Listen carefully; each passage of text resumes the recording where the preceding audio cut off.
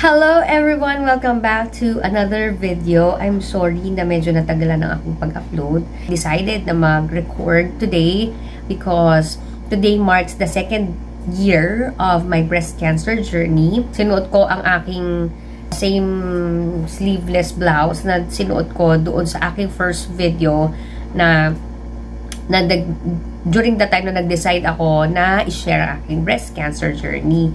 So, that was November 23, 2024. This video is not only for those who are already my followers na nag-aantay na rin ng update, but also for those people na naghahanap ng mga video out there na pwede makatulong sa kanila. Ultimately, yun naman ang naging goal ng channel na to, is to be able to provide information and hope sa mga taong dadaan or pinagdadaanan ang same journey na pinagdaanan ko. Bigyan ko muna kayo ng a little backstory. So, yun nga, November 22, 2022 ay na-receive ko na ang aking biopsy result. During that time, inilatag na sa akin ng aking doctor ang mga gagawin kasi nga nakita niya na yung tumor ay from ultrasound to biopsy ay mabilis na nag-grow, and then after the biopsy from 1.6 something cm ay nag-grow siya into 9.3 cm after the operation. So imagine in the span of 1 month, ganun siya kabilis lumaki after ng biopsy. Nung time na yon, inilatag na sa akin, first ay surgery, second ay chemotherapy, and then isasabay doon yung targeted therapy, after which I will go the radiation, and then the last is yung hormonal therapy, which is oral for 10 years. Ang nagawa lang sa akin ay surgery, that was December 8, 2022, and then like a month after that, nag-start ang aking chemotherapy. Nakatapos ako ng 8 cycles. And during that time, nakapag-start na rin ako ng targeted therapy, which is 5 cycles out of 18. Dapat 18 yon. Pero 5 cycles lang yung nagawa sa akin. And then, I was about to start my radiation, pero nagkaroon ng change of protocol. So, I decided to stop the conventional treatment, which is yun nga, yung targeted therapy, the supposedly radiation, and the hormonal therapy for 10 years. So, in-stop ko na yon. I opted for other option. Some people call it naturopathy. Some may call it alternative option. But, however you may want to call it, I think that was the best decision na ginawa namin regarding my condition, was to make a lifestyle change instead of going through the conventional treatment.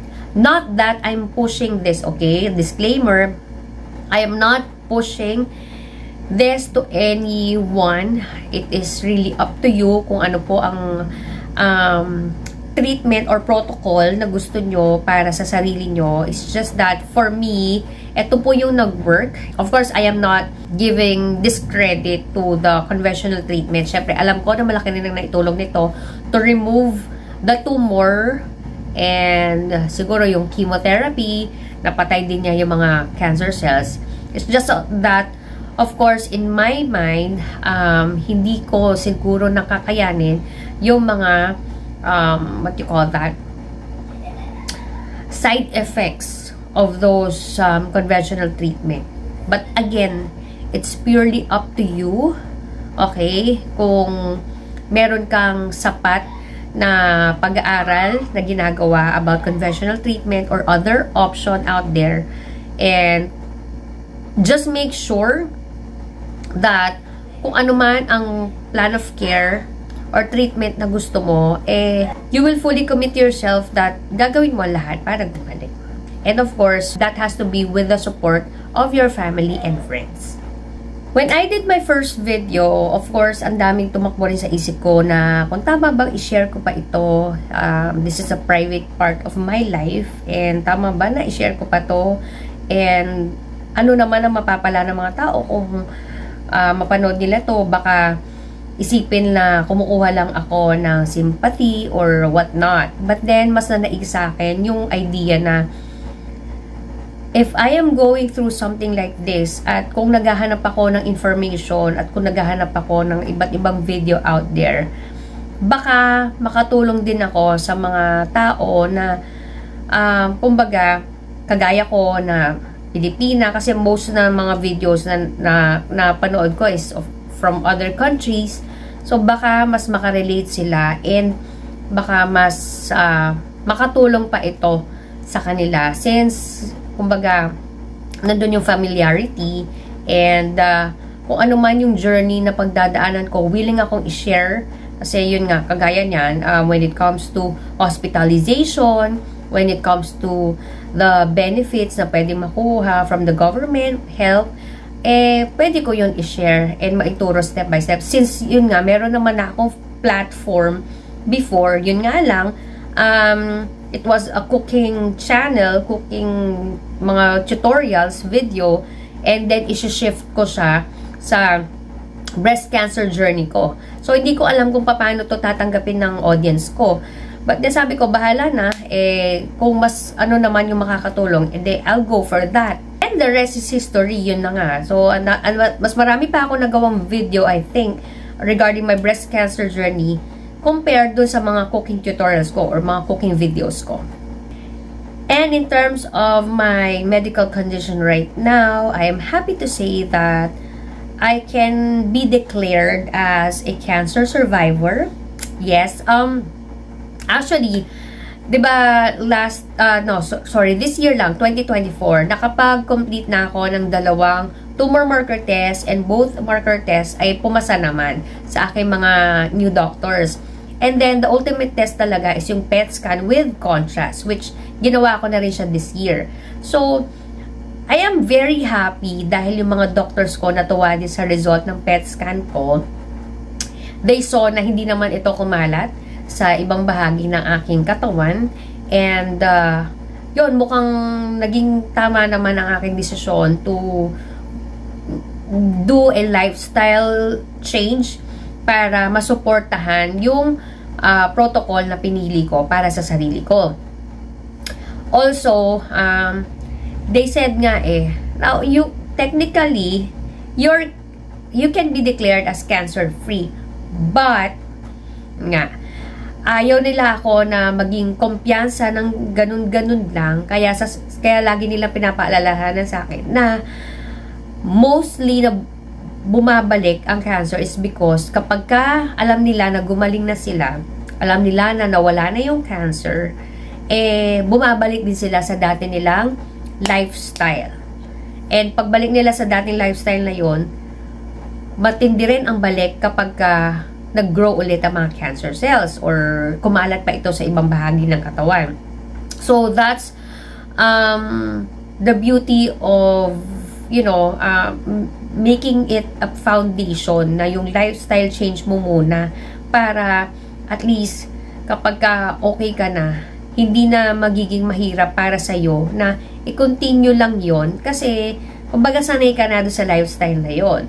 So, they gave me the privilege na okay, once in a while, you can have your cheat day,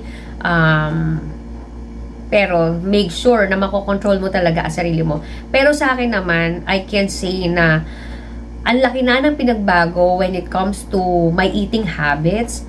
Ang laki na rin ng control ko when it comes to my cravings. Kasi dati syempre, I would crave for something na hindi talaga healthy, tapos talagang I will make sure na makakain ko yon or makukuha ko yon. Pero right now, although may cravings pa konti-konti, but mas malaki na yung aking self-control.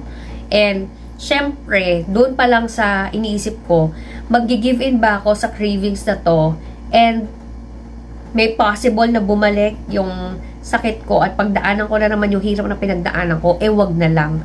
Okay? So, once in a while, I do have cheat days and para sa akin, okay naman na yun compared doon sa dating eating habits na meron ako. So, of course, backup yan ng mga iba't ibang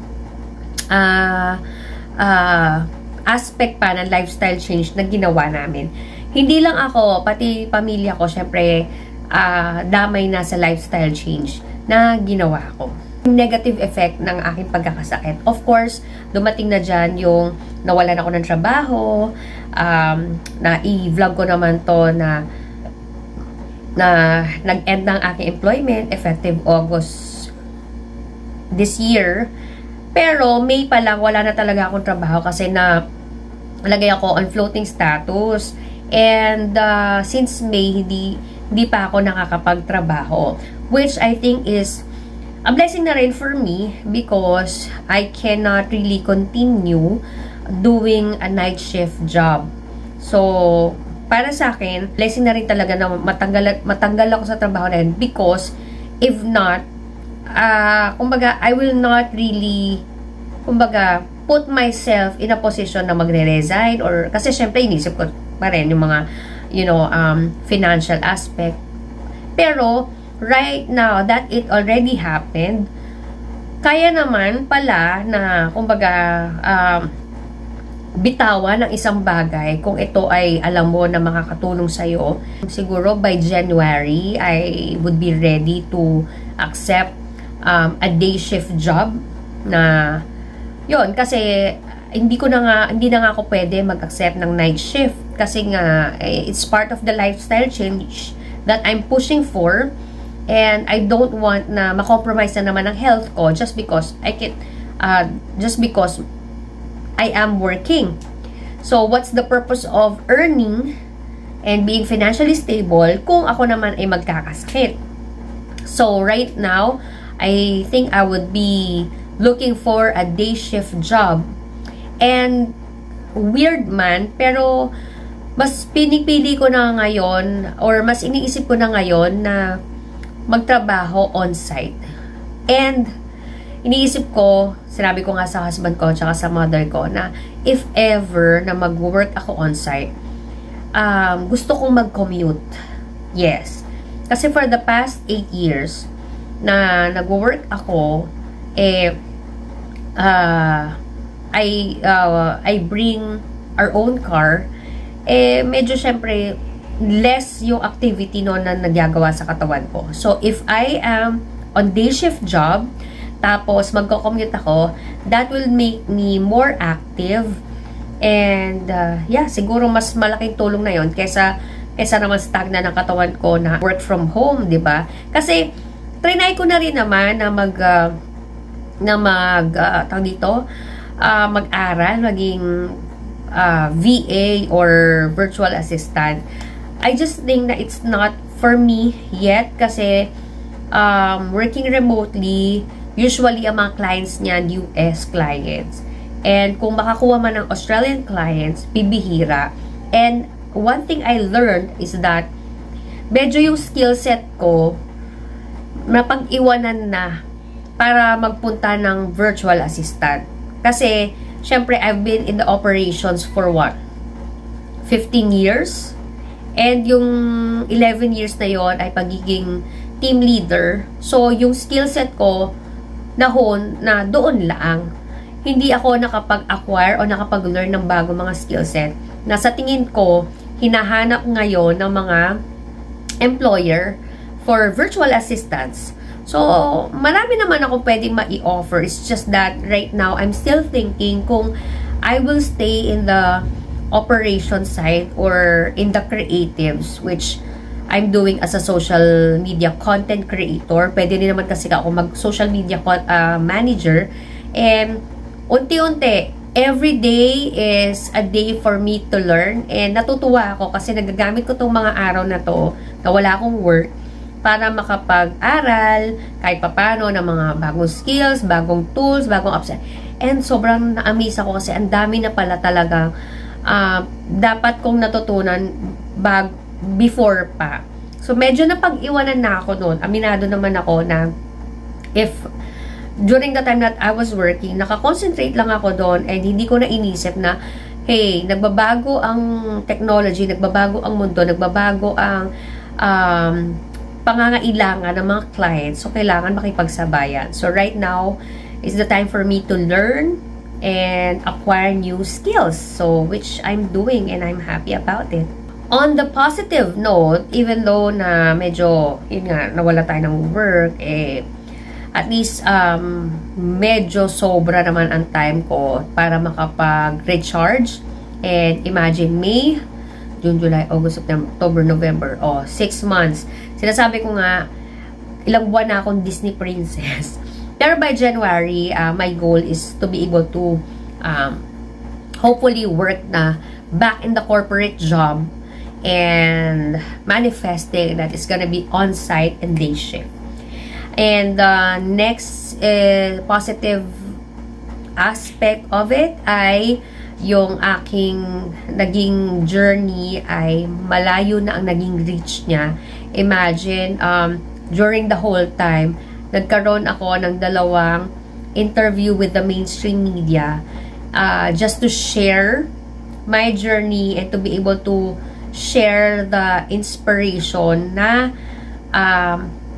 na-share ko doon sa audience ko. Kumbaga, para mas pinalawak na mainstream media yung reach nito. I am just happy kasi napapansin ito. Ibig sabihin, tama lang yung naging desisyon namin na i-share ang aking journey.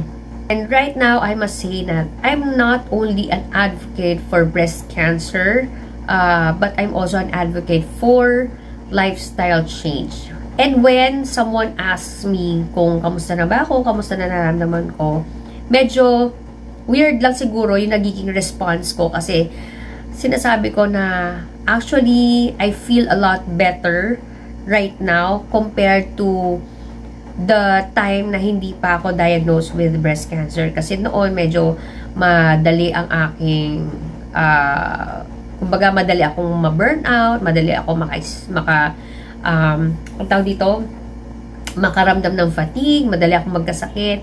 But right now that I've survived cancer, is I feel a lot better, mas masigla ako, mas active ako. And siguro because na rin ito, not only with the lifestyle change that I committed myself into, but because of the support of my family, my friends, and of course, God, who always gives me the strength and hope to continue and move forward. And yun lamang for today. I hope that this video helps. If you like this video, kindly give this a thumbs up. At kung hindi ka pa subscriber ng channel to, please subscribe now and click that notification bell para maging updated ka whenever I upload new videos. And until my next one. Bye!